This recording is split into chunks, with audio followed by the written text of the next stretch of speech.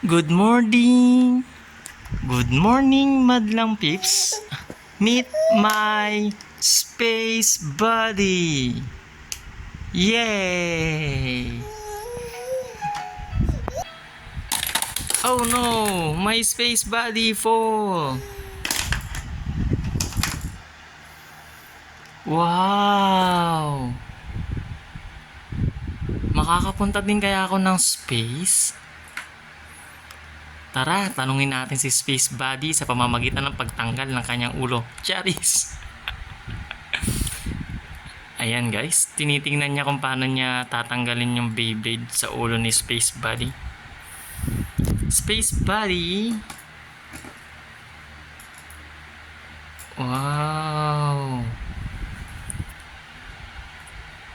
He is wondering paano daw nakapasok yung Beyblade doon.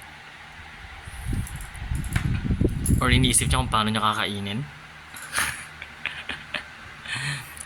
Baka nga.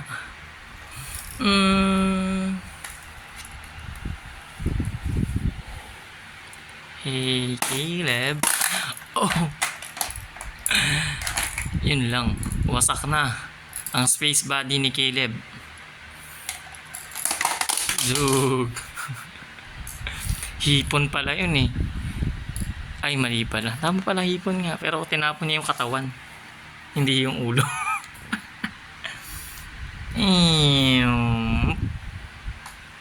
Bye.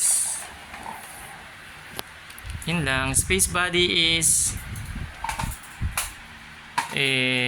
dead.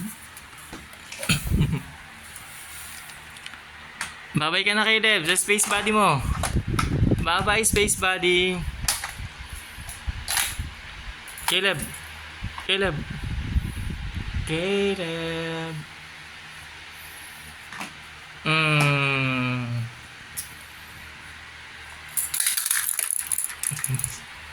Wala, busy na po siya. Bye-bye po.